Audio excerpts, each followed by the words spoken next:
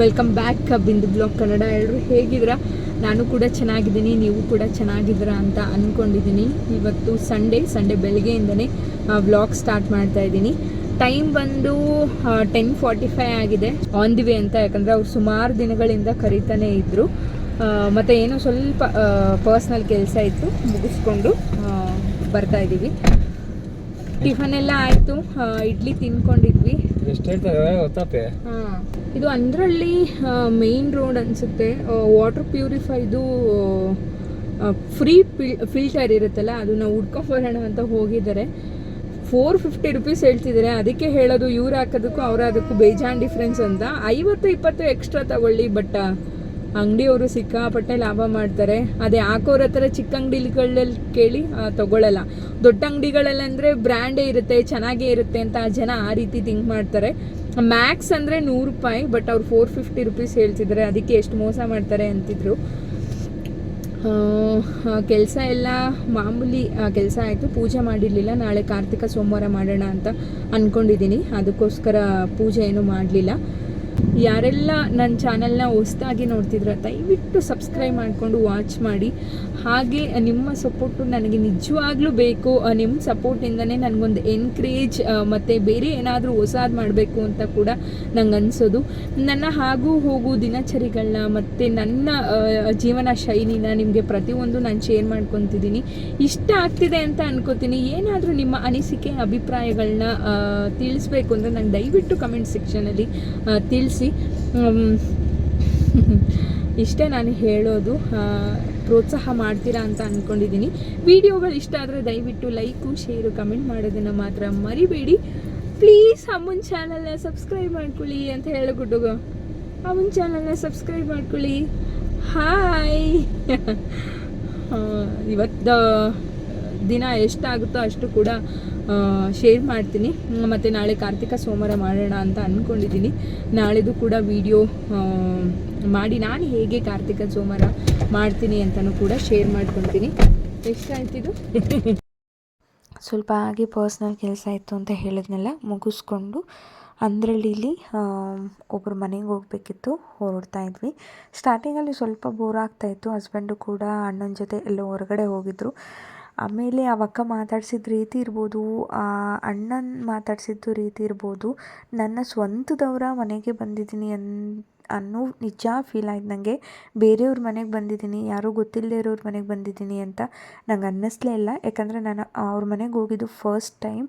ಅಷ್ಟು ಚೆನ್ನಾಗಿ ಮಾತಾಡಿಸಿ ಅಡುಗೆ ಮಾಡಿ, ಹೋದ ತಕ್ಷಣ ಅಡುಗೆ ಮಾಡಿ ನಮ್ಗೆ ಊಟ ಇಟ್ಟು, ನಾನು ನಿಮ್ಮ ಅಣ್ಣನ ಥರ, ನಿಮ್ಮ ಅಕ್ಕನ ಥರ ಅಂತ ಎಷ್ಟು ಚೆನ್ನಾಗಿ ಮಾತಾಡಿಸಿ ಕಳಿಸಿದ್ರು. ನಿಜ ನಂಗೆ ತುಂಬಾ ಖುಷಿ ಆಯಿತು. ಒಳಗಡೆ ಇಷ್ಟು ನನ್ನ ಮೇಲೆ ಪ್ರೀತಿ ಇಡೋರು ಇದ್ದಾರಾ ಅಂತ ನಂಗೆ ಅನ್ನಿಸ್ತು. I feel happy. ದೇವರವರಿಗೆ ಒಳ್ಳೇದು ಮಾಡಲಿ. ಅಲ್ಲೇ ಸುಮಾರು ಟೈಮ್ ಕಳೆದ್ವಿ. ಟೈಮ್ ಹೋಗಿದೆ ಗೊತ್ತಾಗಿಲ್ಲ. ಊಟ ಮುಗಿಸ್ಕೊಂಡು ಮನೆಗೆ ಬಂದ್ವಿ. ಸ್ಟಿಚಿಂಗಿಗೆ ಕೊಟ್ಟಿದ್ದೆ ನನ್ನ ಮಗಳು ಬಟ್ಟೆ. ನಿಮ್ಗೆ ಆಲ್ರೆಡಿ ನಾನು ಹೇಳಿದ್ದೆ ಸ್ಟಿಚಿಂಗಿಗೆ ಕೊಟ್ಟಿದ್ದೀನಿ ಅಂತ. ತುಂಬ ಚೆನ್ನಾಗಿ ಸ್ಟಿಚ್ ಮಾಡಿದರು. ಬಟ್ ಕಲರ್ ಕಾಂಬಿನೇಷನ್ ಮಿಸ್ ಆಯಿತಾ ಅಂತ ನಂಗೆ ಅನ್ನಿಸ್ತಾ ಇತ್ತು. ಆಲ್ಮೋಸ್ಟ್ ಆಲ್ ನಾನು ಗೂಗಲಲ್ಲೂ ರಿವ್ಯೂ ಮಾಡಿ ನೋಡಿದೆ. ಇದಕ್ಕೆ ಪೀಚ್ ಕಲರೇ ಒಂದು ಕಾಂಬಿನೇಷನ್ ಅಂತ ಗೂಗಲಲ್ಲಿ ನೋಡಿದ್ಮೇಲೆ ಸ್ವಲ್ಪ ಹೌದು ಚೆನ್ನಾಗಿ ಕಾಣಿಸ್ತಾ ಇತ್ತು ಅಂತ ಅನ್ನಿಸ್ತು. ಅಂದರೆ ಮೇಲುಗಡೆ ದಾವಣಿ ಥರ ಹಿಂಗೆ ಸೆರಗು ಥರ ಸ್ಟಿಚ್ ಮಾಡಿ ಬೆಳ್ ಥರ ಸ್ಟಿಚ್ ಮಾಡಿದ್ದಾರೆ. ಕೆಳಗಡೆ ಲಂಗ, ಬ್ಲೌಸು ವೆಲ್ವೆಟ್ ಪೀಚ್ ಕಲರಲ್ಲಿ ಸ್ಟಿಚ್ ಮಾಡಿ ಕೊಟ್ಟಿದ್ದಾರೆ. ತುಂಬ ಚೆನ್ನಾಗಿ ಸ್ಟಿಚ್ ಮಾಡಿಕೊಟ್ಟಿದ್ರು. ನಾನು ನಿಮಗೆ ಪ್ರೀವಿಯಸ್ ವ್ಲಾಗಲ್ಲೂ ಕೂಡ ಹೇಳಿದ್ದೀನಿ. ಅವ್ರ ಶಾಪ್ ಏನೋ ಶ್ರೀ ಬೋಟಿಕ್ ಅಂತ ಏನೋ ಇದೆ. ಸ್ಟಿಚ್ಚಿಂಗು ಎಲ್ಲ ಫಿಟ್ ಅಂತ ಅನ್ನಿಸ್ತು. ಅದನ್ನು ಒಂದು ಕಡೆ ಇಟ್ಟು ನಾನು ಕೂಡ ಬ್ಲೌಸ್ ಸ್ಟಿಚ್ಚಿಂಗಿಗೆ ಕೊಟ್ಟಿದ್ದೆ. ಅದನ್ನು ಕೂಡ ಎಲ್ಲ ಮುಗಿಸ್ಕೊಂಡು ಇವಾಗ ಗೊಲ್ರಟ್ಟಿ ಕಡೆ ಹೊರಟಿದ್ದೀವಿ ಧನಿಯಾ ತೊಗೊಂಬರೋಣ ಅಂತ. ಪೂರ್ತಿ ಕನ್ನಡ ರಾಜ್ಯೋತ್ಸವಕ್ಕೆ ಫುಲ್ಲು ಗುಲ್ರಟ್ಟಿನಿ ಲೈಟಿಂಗ್ಸಿಂದ ಜಗಮಗ ಅಂತ ಎಲ್ಲ ಡೆಕೋರೇಷನ್ ಮಾಡಿಬಿಟ್ಟಿದ್ರು.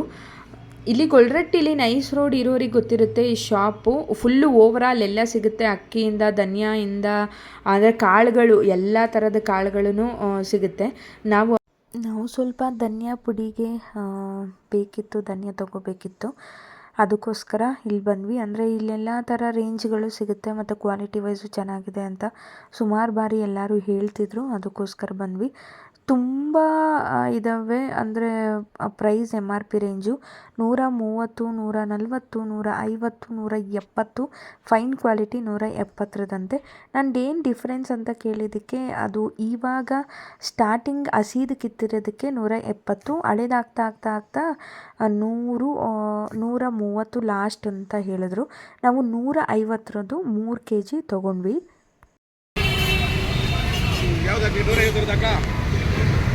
150ರದ್ದೇ 140 ಮಾಡಿಕೊಡಿ ಅಂಕಲ್, 3 kg. ಅದು 150ರದಾ? ಈ 4 140ರದ್ದು ಅಂದರು. 150 ರೂಪಾಯಿ 140 ಹಾಕ್ಕೊಡ್ತೀನಿ.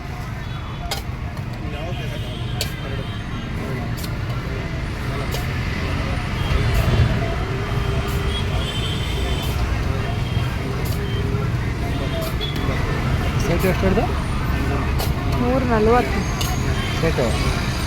ಹಾಂ 270 ರೂಪಾಯಿ, 250 ರೂಪಾಯಿ, 220 ರೂಪಾಯಿ ಅಂದ್ಬಿಟ್ಟ. ಹಾಂ ಬರೇ ಸುಳ್ಳು ಅಲ್ಲಿ.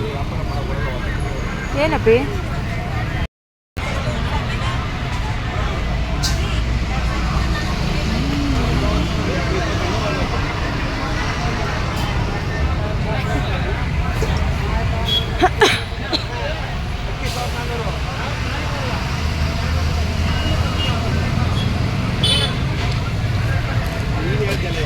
ಇಲ್ಲಿ ಎಲ್ಲ ರೀತಿಗಳ ಕಾಳು ಎಲ್ಲ ಥರದ್ದು ಕೂಡ ಸಿಗುತ್ತೆ.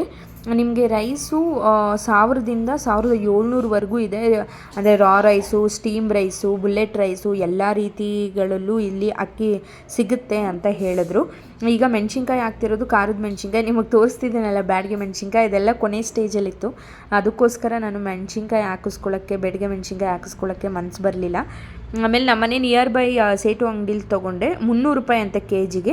ನಮ್ಗೆ ಅರ್ಧ kg ಬರೆದಿದ್ರು, 150 ರೂಪಾಯಿ ಕೊಟ್ಟು ಅರ್ಧ kg ತೊಗೊಂಡೆ.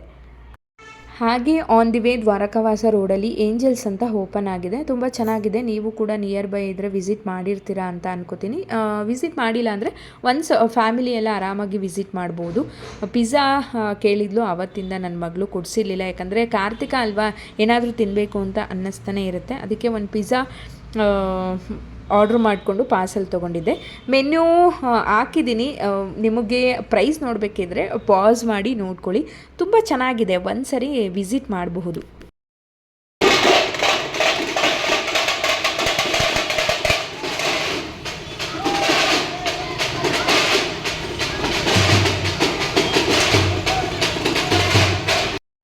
ಆ ಪಿಜ್ಜಾ ಏಂಜಲ್ಸ್ಗೂ ಮತ್ತು ಅಮ್ಮನ ಮನೆಗೂ ಹತ್ರ ಇದ್ದಿದ್ದರಿಂದ ಅಲ್ಲಿಗೆ ಪಾರ್ಸೆಲ್ ತೊಗೊಂಡೋಗಿ ಅವಳಿಗೆ ತಿನ್ನಿಸ್ದೆ. ಅದು ಮುಗಿಸ್ಕೊಂಡು ಏನು ಕನಕದಾಸ ಜಯಂತಿ ದಿನ ತಮಟೆ ಇದು ಮಾಡಿಕೊಂಡು ಬ್ಯಾನರ್ ಏನೋ ಇದು ಮಾಡ್ತಾಯಿದ್ರು.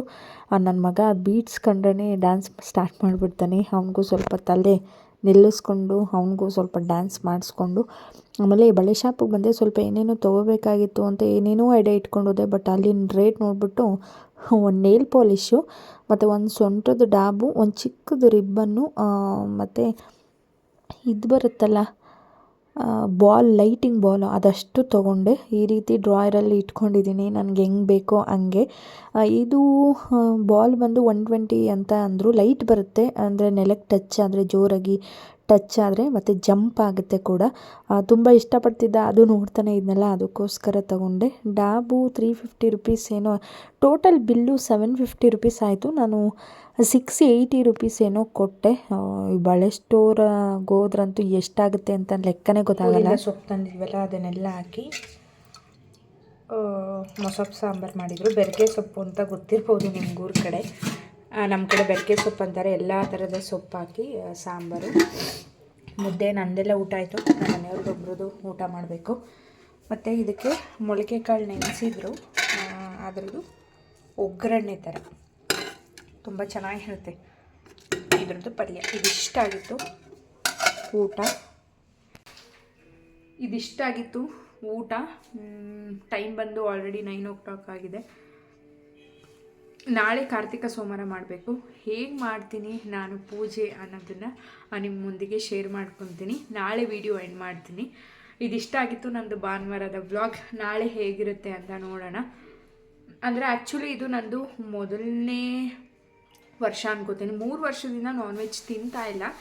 ಬಟ್ ಕಾರ್ತಿಕ ಸೋಮವಾರ ಅಂತ ಪೂಜೆ ಮಾಡಿ ಬಿಡ್ತಿದ್ದೆ. ನಾಳೆ ಸ್ವಲ್ಪ ಒಪ್ಪತ್ತು ಬಿಟ್ಟು ಫೀಡ್ ಮಾಡಿಸ್ತಿದ್ದೀನಿ. ಮತ್ತು ನನಗೆ ಅಷ್ಟು ನಿಜವಾಗ್ಲೂ ಅಷ್ಟು ಕಂಟ್ರೋಲ್ ಮಾಡೋದಕ್ಕೆ ಆಗಲ್ಲ.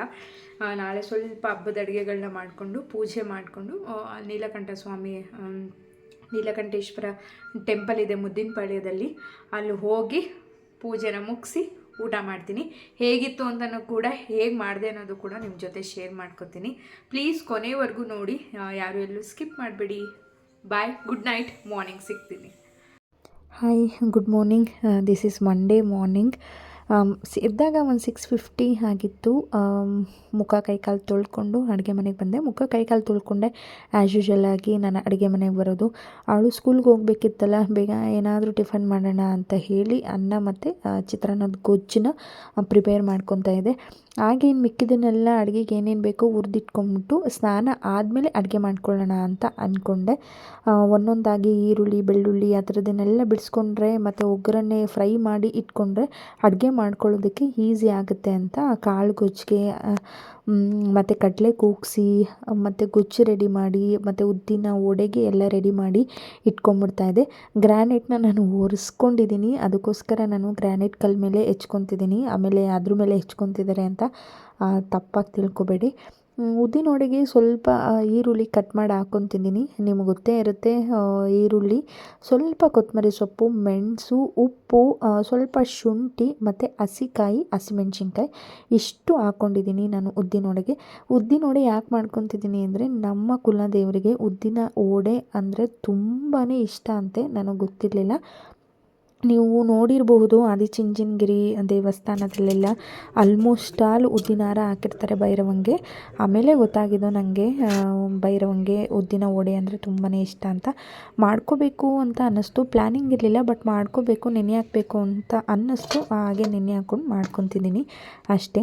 ಅಡುಗೆ ಮನೆ ನೋಡ್ತಿರ್ಬೋದು, ಸಿಕ್ಕಾಪಟ್ಟೆ ಗಲೀಜಾಗ್ಬಿಟ್ಟಿದೆ. ಅಪ್ಪ ಇದನ್ನೆಲ್ಲ ಯಾವಾಗ ಎತ್ತು ಮಡಗೋದು, ಯಾವಾಗ ಗುಡಿಸಿ ಒರೆಸಿ ಪೂಜೆ ಮಾಡಿ ಅವನಿಗೂ ಮಧ್ಯೆ ಮಧ್ಯೆ ಫೀಡ್ ಮಾಡಿಸ್ತಿರ್ಬೇಕು, ತಿನ್ನಿಸ್ತಿರ್ಬೇಕು. ಅವನು ಪೀ ಮಾಡ್ತಾನೆ, ಅದನ್ನೆಲ್ಲ ಮಾಡ್ತಿರ್ಬೇಕು, ಕ್ಲೀನ್ ಮಾಡ್ತಿರ್ಬೇಕು. ತಲೆ ಕೆಟ್ಟೋಗಿದೆ.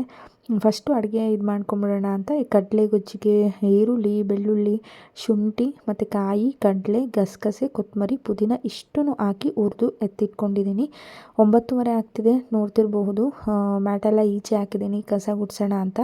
ಪಾಪುನ ಎತ್ಕೊಂಡಿದ್ದೆ. ಸ್ವಲ್ಪ ಹೊತ್ತು ಅವನಿಗೂ ಆಟ ಆಡಿಸ್ದು ಫೀಡ್ ಮಾಡಿಸಿ ಮಲ್ಕೊಂಡಾದಮೇಲೆ ನಾನು ಕೂಡ ಸ್ನಾನ ಮಾಡಿ ನೆನ್ನೆನೇ ದೇವ್ರ ಸಾಮಾನು ತೊಳೆದಿಟ್ಟಿರೋದ್ರಿಂದ ಬೇಗ ಸ್ವಲ್ಪ ಪೂಜೆ ಆಯಿತು ಅಂತಲೇ ಹೇಳ್ಬೋದು.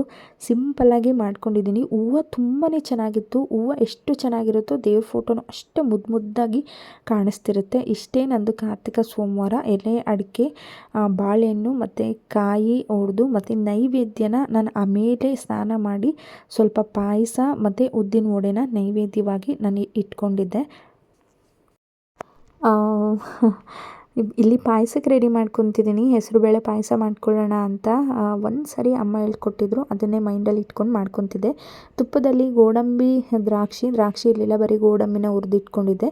ಆಮೇಲೆ ಅದೇ ತುಪ್ಪದಲ್ಲಿ ಹೆಸರುಬೇಳೆನ ಹುರಿದು ಕಾಯಿ, ಕಡಲೆ, ಗಸಗಸೆ, ಕಡಲೆ ಹಾಕಿಲ್ಲ, ಕಾಯಿ, ಗಸಗಸೆ, ಏಲಕ್ಕಿ, ಸ್ವಲ್ಪ ನೆನೆಸಿರುವಂತಹ ಅಕ್ಕಿ ಅದನ್ನೆಲ್ಲ ರುಬ್ಬಿಟ್ಕೊಂಡೆ. ಕಡಲೆ ಗೊಜ್ಜಿಗೂ ಕೂಡ ಎಲ್ಲ ರೆಡಿ ಮಾಡಿಕೊಂಡು ಒಗ್ಗರಣೆ ಹಾಕ್ಕೊಂಡು ರೆಡಿ ಮಾಡ್ಕೊಂಡಿದ್ದೀನಿ. ಹಾಗಾಗಿ ಪಾತ್ರೆ ತೊಳ್ಕೊಂಬಿಟ್ರೆ ನನಗೂ ರಿಸ್ಕ್ ಆಗೋಲ್ಲ ಅಂತ ಪಾತ್ರೆ ತೊಳ್ಕೊತಾ ಇದ್ದೆ. ನನಗೆ ಇವತ್ತು ನಿಜ ಹೇಳ್ತಿದ್ದೀನಿ, ಹೊಟ್ಟೆನೂ ಹಸಿಲಿಲ್ಲ, ಸುಸ್ತು ಆಗಲಿಲ್ಲ. ನಾನು 10 ಗಂಟೆ ಆಗ್ತಿದ್ದಂಗೆ ಸ್ವಲ್ಪ ಸುಸ್ತಾಗ್ಬಿಡುತ್ತೆ. ಯಾಕಂದರೆ ಫೀಡ್ ಮಾಡಿಸ್ತೀನಲ್ಲ, ನಿಮಗೂ ಗೊತ್ತೇ ಇರಬಹುದು. ಫೀಡ್ ಮಾಡಿಸ್ತಿದ್ರೆ ಸ್ವಲ್ಪ ಜಾಸ್ತಿ ಸುಸ್ತಾಗುತ್ತೆ. ನನಗೇನು ಇವತ್ತು ಆ ಥರ ಅನ್ನಿಸ್ಲೇ ಇಲ್ಲ. ಸುಸ್ತಾಗ್ತಿದೆ, ನನಗೆ ಸಾಕಾಗ್ತಿದೆ, ಊಟ ಮಾಡಬೇಕು ಅನಿಸ್ತಿದೆ, ಬಾಯಾರ್ತಿದೆ ಅಂತ ನಂಗೆ ಅನ್ನಿಸ್ಲೇ ಇಲ್ಲ. ಆರಾಮಾಗಿ ಎಲ್ಲ ಕೆಲಸಗಳನ್ನು ಮಾಡ್ಕೊತಾ ಇದ್ದೆ. ಒಂದೊಂದೇ ಮುಗಿಸ್ಕೊತಾ ಇದ್ದೆ. ಇವಾಗ ಫೈನಲಾಗಿ ಉದ್ದಿನ ವಡೆನ ಕರ್ಕೊತಿದ್ದೀನಿ. ಪಾಯಸ, ಕಡಲೆಗೊಜ್ಜು, ಅನ್ನ, ಗೊಜ್ಜು ಎಲ್ಲನೂ ರೆಡಿಯಾಗಿದೆ. ಈಗ ಉದ್ದಿನ ವಡೆನ ಮಾಡಿಕೊಂಡು ನೈವೇದ್ಯಕ್ಕೆ ರೆಡಿ ಮಾಡ್ಕೊತಿದ್ದೀನಿ. ಎಂಜಲು ಮಾಡದೇ ಇರೋ ತಟ್ಟೆಗಳಲ್ಲಿ ಅಂದರೆ ಸ್ನ್ಯಾಕ್ಸ್ ಪ್ಲೇಟ್ಸ್ ಇರುತ್ತಲ್ಲ, ಅದನ್ನು ತೊಳೆದು ಮತ್ತು ಈ ಬೌಲ್ಗಳನ್ನ ನಾನು ವರಮಹಾಲಕ್ಷ್ಮಿ ಹಬ್ಬದ ಟೈಮ್ಗಳಲ್ಲಿ ಮಾತ್ರ ತೊಗೊತೀನಿ. ಅದಕ್ಕೆ ಸ್ವಲ್ಪ ಪಾಯಸ, ವಡೆನ ಇದಕ್ಕೆ ಇಟ್ಕೊತಾ ಇದ್ದೆ. ಕಾರ್ತಿಕ ಸೋಮವಾರದ ಪ್ರಯುಕ್ತ ಏನೇನು ಅಡುಗೆ ಮಾಡಿದ್ದೀನಿ ಅಂತ ನೋಡ್ಕೊಂಬಂದ್ಬಿಡೋಣ. ಫಸ್ಟು ಸ್ವೀಟಿಂದನೇ ಸ್ಟಾರ್ಟ್ ಮಾಡ್ತೀನಿ. ಇದು ನಾನು ಫಸ್ಟ್ ಟೈಮ್ ಮಾಡಿರುವಂಥದ್ದು ಹೆಸರು ಬೇಳೆ ಪಾಯಸ. ಟೇಸ್ಟು ಬಂದು ನೋಡಬೇಕು. ಸ್ವಲ್ಪ ಕಾಳು ಗೊಜ್ಜು ಮಾಡಿದ್ದೀನಿ. ಕಾಳು ಗೊಜ್ಜು ಇವಾಗ ಸ್ವಲ್ಪ ಗ್ರೇವಿ ಥರ ಮಾಡ್ಕೊಂಡಿದ್ದೀನಿ, ಅಂದರೆ ಸ್ವಲ್ಪ ಮಸಾಲೆ ಇಟ್ಟು ಮಾಡ್ಕೊಂಡಿದ್ದೀನಿ, ಚಪಾತಿ ಆ ಥರ ಆಗುತ್ತೆ ಅಂತ.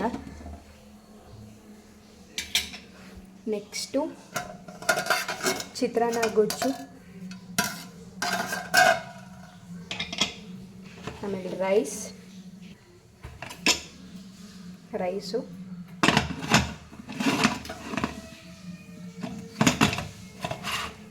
ಆಮೇಲೆ ನನ್ನ ಭೈರವನಿಗೆ ಇಷ್ಟ ಅಂತ ಉದ್ದಿನ ವಡೆನ ಮಾಡ್ಕೊಂಡಿದ್ದೀನಿ. ಇದಿಷ್ಟು ನೈವೇದ್ಯಕ್ಕೆ ಇಟ್ಟಿದ್ದೀನಿ. ಪೂಜೆ ಎಲ್ಲ ಮಾಡ್ಕೊಂಡಿದ್ದಾಯಿತು ಸ್ನೇಹಿತರೆ. ನೈವೇದ್ಯ ಕೂಡ ರೆಡಿ ಮಾಡಿಟ್ಟಿದ್ದೀನಿ. ಹಸ್ಬೆಂಡು ಸ್ನಾನ ಮಾಡಿ ನೈವೇದ್ಯಕ್ಕೆ ಇಡ್ತಾರೆ. ಒಪ್ಪತ್ತು ಬಿಟ್ಟಿದ್ದೀನಿ, ನೀರು ಕೂಡ ಕುಡ್ದಿಲ್ಲ. ಮಾಡಬೇಕು ಅಂತ ಮನಸ್ಸಿಗೆ ಬಂತು, ಮಾಡಿದೆ. ಫುಲ್ ಟೈಮ್ ಆನೆಸ್ಟಾಗಿ ಹೇಳ್ತೀನಿ, ಫುಲ್ ಟೈಮ್ ನಾನು ಯಾವತ್ತೂ ಉಪವಾಸ ಮಾಡಿಲ್ಲ. ನನಗೆ ಇರೋಕ್ಕೂ ಆಗೋಲ್ಲ. ನಾನು ತುಂಬ ಹೊಟ್ಟೆ ಹಸಿವನ್ನ ಕಂಟ್ರೋಲ್ ಮಾಡ್ಕೊಳ್ಳಲ್ಲ. ಏನೋ ಕಿತಾಪತಿ ಮಾಡ್ತಾನೆ, ಅದಕ್ಕೆ ನೋಡ್ತಾ ಇದ್ದೀನಿ. ತುಂಬ ಹೊಟ್ಟೆ ಹಸಿವನ್ನ ನಾನು ಕಂಟ್ರೋಲ್ ಮಾಡ್ಕೊಳ್ಳಲ್ಲ. ಅದಕ್ಕೆ ಒಪ್ಪತ್ತಿರಲೇಬೇಕು, ನೀರು ಕುಡಿದೆ ಅಂತ ಅಂದ್ಕೊಂಡಿದ್ದೀನಿ. ಪೂಜೆ ಎಲ್ಲ ಆಯಿತು, ಅಡುಗೆನೂ ಎಲ್ಲ ಮಾಡ್ಕೊಂಡಿದ್ದೀನಿ. ಪ್ರಹಾನ್ ದೇವರು ಮಾಡ್ಕೊಂಡಿದ್ದೀನಿ. ಈಗ ದೇವಸ್ಥಾನಕ್ಕೆ ಹೋಗಿ ಪೂಜೆ ಮುಗಿಸ್ಕೊಂಡು ಬಂದು ಊಟ ಮಾಡ್ತೀನಿ. 1 ಗಂಟೆ ಆಗ್ಬೋದು, ಒಂದು ಗಂಟೆಗೆ ಒಪ್ಪತ್ತು ಮುಗಿಯುತ್ತೆ. ದೇವರು ಒಳ್ಳೇದು ಮಾಡ್ತಾನೆ ಅಂತ ಅಂದ್ಕೊಂಡಿದ್ದೀನಿ. ನಾನಂತೂ ಯಾರಿಗೂ ಕೆಟ್ಟದ್ದು ಬಯಸಿಲ್ಲ, ಒಳ್ಳೇದು ಬಯಸಲಿಲ್ಲ ಅಂತ ಪರವಾಗಿಲ್ಲ, ಯಾರಿಗೂ ಕೆಟ್ಟದಂತೂ ಬಯಸಿಲ್ಲ. ಅದಂತೂ ಸತ್ಯ, ನನ್ನ ಮನಸ್ಸಾಕ್ಷಿಗೆ ನನಗೆ ಗೊತ್ತು ಅಷ್ಟೇ. ಅಡುಗೆ ದೇವ್ರ ಮನೆ ಸಿಂಪಲ್ ಪೂಜೆ ಹೇಗೆ ಮಾಡ್ಕೊಂಡಿದ್ದೀನಿ ಅಂತಲೂ ಕೂಡ ನಿಮಗೆ ತೋರಿಸಿದ್ದೀನಿ. ಇಷ್ಟೇ, ದೇವಸ್ಥಾನಕ್ಕೆ ಹೋಗ್ಬಿಟ್ಟು ಬರೋಣ. ವಾರಗಳ ಟೈಮಲ್ಲಿ 12 ಗಂಟೆ ಆಗಿ ಹೋಗುತ್ತೆ ಊಟ ಮಾಡೋ ಅಷ್ಟೊತ್ತಿಗೆ. ಇವರೇನು ಉಪವಾಸ ಅಂತೇಳಿ ಮಧ್ಯಾಹ್ನಕ್ಕೆ ಊಟ ಮಾಡ್ಕೊಳ್ಳೋದನ್ನೇ ಉಪವಾಸ ಅಂತ ಹೇಳ್ತಿದ್ರೆ ಅಂತ ಅಂದ್ಕೋಬೇಡಿ. ನನ್ನ ಮನಸ್ಸಿಗೆ ಅನಿಸಿದ್ದು ಮತ್ತು ಉಪವಾಸ ಅಂತ ಹೇಳಿ ಮಾಡೋದೇ ಬೇರೆ, ಹಾಗೆ ಪೂಜೆ ಆದಮೇಲೆ ಊಟ ಮಾಡೋದೇ ಬೇರೆ ಇರ್ತವೆ. ಮನೆಯಲ್ಲೆಲ್ಲ ಮುಗಿಸ್ಕೊಂಡು ಅವರು ಕೂಡ ಸ್ನಾನ ಎಲ್ಲ ಮಾಡಿಕೊಂಡು ಪಾಪನೆಲ್ಲ ರೆಡಿ ಮಾಡಿಕೊಂಡು ಇಲ್ಲಿ ಶ್ರೀಕಂಠೇಶ್ವರ ದೇವಸ್ಥಾನಕ್ಕೆ ಬಂದಿದ್ವಿ. ಇದು ಮುದ್ದಿನಪಾಳ್ಯದಲ್ಲಿದೆ. ಈಗೊಂದು 1.5 ಇಯರ್ ಆಯಿತು ಇದು ಓಪನ್ ಆಗಿ. ಇದ್ರ ಇನಾಗ್ರೇಷನ್ಗೆ ಆ್ಯಂಕರ್ ಆಗಿ ನಮ್ಮ ಬ್ರದರ್ ಅವ್ರ ಫ್ರೆಂಡೇ ಇದಕ್ಕೆ ಆ್ಯಂಕರಿಂಗ್ ಆಗಿ ಬಂದಿದ್ದು. ತುಂಬ ಚೆನ್ನಾಗಿದೆ ದೇವಸ್ಥಾನ. ನಾನು ಇದು ಫಸ್ಟ್ ಟೈಮ್ ವಿಸಿಟ್ ಮಾಡಿರೋದು. ಇಲ್ಲಿ 4 ದೇವರುಗಳಿದ್ದಾವೆ. ರಾಜರಾಜೇಶ್ವರಿ ದೇವರು ಮತ್ತು ಸುಬ್ರಹ್ಮಣ್ಯ, ಆಂಜನೇಯ, ಗಣೇಶ ಇಷ್ಟು ಕೂಡ ಇಲ್ಲಿದೆ. ಮತ್ತು ಇಲ್ಲಿ ಸುಮಾರು ಜನ ತುಪ್ಪದ ದೀಪ, ಬೆಲ್ಲದ ದೀಪ ಮತ್ತು ಮಣ್ಣಿನ ದೀಪ ಎಲ್ಲನೂ ಮಾಡಿ ಇಲ್ಲಿ ದೇವರಿಗೆ ಸಮರ್ಪಿಸ್ತಿದ್ರು. ನಾವು ಹೋಗಿ ಪೂಜೆ ಹಣ್ಣು ಕಾಯಿ ತೊಗೊಂಬಂದಿದ್ದೆ. ಪೂಜೆ ಮಾಡಿಸ್ಕೊಂಡು ದೇವರಿಗೆ ಕೈ ಮುಗಿದು ನಮ್ಮ ಸಂಕಲ್ಪಗಳು ಏನೇನಿದೆಯೋ ಅದನ್ನು ಕೇಳಿಕೊಂಡು ಮನೆಗೆ ಬರೋಷ್ಟೊತ್ತಿಗೆ 12:40 ಆಗೋಗಿತ್ತು. ಅವರಿಗೂ ಕೂಡ ಸೆಕೆಂಡ್ ಶಿಫ್ಟ್ ಡ್ಯೂಟಿ ಇರೋದ್ರಿಂದ ಬೇಗ ಬರಬೇಕಾಯಿತು. ಊಟ ಫೈನಲಿ ಎಲ್ಲ ಹಾಕ್ಕೊಟ್ಟಿದ್ದೆ. ತುಂಬ ಚೆನ್ನಾಗಿದೆ ಅಂತ ಹೇಳ್ತಾಯಿದ್ರು. ಅದೇ ಅಲ್ವಾ, ಅಡುಗೆ ಮಾಡಿರೋದನ್ನು ಚೆನ್ನಾಗಿದೆ ಅಂತ ಹೇಳಿದ್ರೇ ಅಷ್ಟೇ ತೃಪ್ತಿ ಮಾಡಿರೋರ್ಗೂ. ಆಮೇಲೆ ನಾನು ಕೂಡ ಬಾಳೆ ಎಲೆ ಹಾಕ್ಕೊಂಡು ಊಟಕ್ಕೆ ಕೂತಿದ್ದೀನಿ. ಎಲ್ಲನೂ ಸ್ವಲ್ಪ ತೆಗೆದು ದೇವರಿಗೆ ಫಸ್ಟು ಸ್ವಲ್ಪ ಇಡ್ತೀನಿ. ಅದಾದಮೇಲೆ ಟೇಸ್ಟ್ ಮಾಡ್ತಿದ್ದೀನಿ. ನಿಜ ಪಾಯಸ ಫಸ್ಟ್ ಟೈಮ್ ಮಾಡಿದ್ದು ಅಂತ ಅನಿಸ್ಲಿಲ್ಲ, ಅಷ್ಟು ಚೆನ್ನಾಗಿ ಪಾಯಸ ಬಂದಿತ್ತು. ತುಂಬಾ ಇಷ್ಟ ಆಯಿತು ಕೂಡ. ಉದ್ದಿನ ವಡೆನೂ ಅಷ್ಟೇ ಗರಿಯಾಗಿ ಬಂದಿತ್ತು, ಹದವಾಗಿ ಬೆಂದಿತ್ತು. ಕಡಲೆಗೊಜ್ಜು ಅಷ್ಟೇ, ನಾನು ಯಾವುದು ಉಪ್ಪು ಖಾರ ಯಾವುದೂ ಕೂಡ ಟೇಸ್ಟ್ ಮಾಡಿರಲಿಲ್ಲ. ಎಲ್ಲ ಒಂದು ಅಳತೆಲಿ ಮಾಡಿದ್ದೆ. ಬಟ್ ತುಂಬಾ ಚೆನ್ನಾಗಾಗಿತ್ತು ಅಡುಗೆ. ನನಗೂ ಕೂಡ ಖುಷಿ ಆಯಿತು. ಊಟ ಎಲ್ಲ ಫೈನಲಾಗಿ ಮುಗಿಸಿ ಅನ್ನ ಸ್ವಲ್ಪ ಜಾಸ್ತಿ ಹಾಕೊಂಡ್ಬಿಟ್ಟಿದ್ದೆ. ಆಮೇಲೆ ಯಾವಾಗಾದರೂ ತಿನ್ನೋಣ ಅಂತ ಎತ್ತಿಟ್ಟು ಎಲೆ ಖಾಲಿ ಮಾಡಿ ಎತ್ತಿಟ್ಕೊಂಡಿದ್ದೀನಿ. ಫೈನಲಿ ಊಟ ಎಲ್ಲ ಆಯಿತು. ನಿಜ ತುಂಬ ಖುಷಿ ಆಯಿತು. 1:30ವರೆಗೂ ಇರ್ತೀನಿ ಅಂತ ಅಂದ್ಕೊಂಡೇ ಇರಲಿಲ್ಲ. ಯಾಕಂದರೆ ನಾನು ಯಾವತ್ತೂ ಇಲ್ಲ. ದೇವ್ರ ದರ್ಶನ ಆಗಿರಬಹುದು, ಪೂಜೆ ಆಗಿರ್ಬೋದು, ಊಟ ಆಗಿರ್ಬೋದು ತುಂಬ ಚೆನ್ನಾಗಾಯಿತು. ಮನೆಯವರು ಕೂಡ ತುಂಬ ಖುಷಿಯಿಂದ ಊಟ ಮಾಡ್ಕೊಂಡು ಹೋದರು. ಫುಲ್ ಡೇ ನಾನು ಯಾವತ್ತೂ ಉಪವಾಸ ಇಲ್ಲ. ನೀರು ಕುಡಿದೆ. ಇಷ್ಟೊತ್ತವರೆಗೂ ಇದ್ನಲ್ಲ ಅಂತ 11:30 ಮೇಲೆ ನಂಗೆ ಸಿಕ್ಕಾಪಟ್ಟೆ ಸುಸ್ತಾಗ್ಬಿಡುತ್ತೆ. ನಾನು ಊಟ ಮಾಡದೆ ಇಲ್ಲವೇ ಇಲ್ಲ ಅಂದ್ಕೋಬೋದು. ಎಲ್ಲರೂ ರೇರ್ ಎಲ್ಲಾದರೂ ಹೊರಗಡೆ ಹೋದರೆ ಅಷ್ಟೇ. ಬಟ್ ತುಂಬ ಖುಷಿ ಆಯಿತು. ಈ ರೀತಿ ಕಾರ್ತಿಕ ಸೋಮವಾರ ನಂದು ಮುಗೀತಿದೆ. ಐ ಹೋಪ್ ಫ್ರೆಂಡ್ಸ್ ನಿಮಗೆ ಇವತ್ತಿನ ವಿಡಿಯೋ ಎಸ್ಟರ್ಡೇ ಮತ್ತು ಇವತ್ತಿನ ಕಾರ್ತಿಕ ಸೋಮವಾರದ ವಿಡಿಯೋ ಇಷ್ಟ ಆಗಿದೆ ಅನ್ಕೋತೀನಿ. ಇಷ್ಟ ಆಗಿದ್ರೆ ದಯವಿಟ್ಟು ಒಂದು ಲೈಕು, ಶೇರು, ಕಮೆಂಟು ಮಾಡಿ. ಮತ್ತು ನಾನು ಯಾವ ರೀತಿ ಎಲ್ಲ ಕಾರ್ತಿಕ ಸೋಮವಾರ ಮಾಡಿದ್ದೀನಿ ಅಂತ ನಿಮಗೆ ತೋರಿಸಿದ್ದೀನಿ. I hope you are enjoy it ಅಂತ ಹೇಳ್ತಾ ಇವತ್ತಿನ ವಿಡಿಯೋನ ಇಲ್ಲಿಗೆ ಏನು ಮಾಡ್ತಿದ್ದೀನಿ. ಮುಂದಿನ ವಿಡಿಯೋದಲ್ಲಿ ಸಿಗ್ತೀನಿ. See the next vlog. Bye.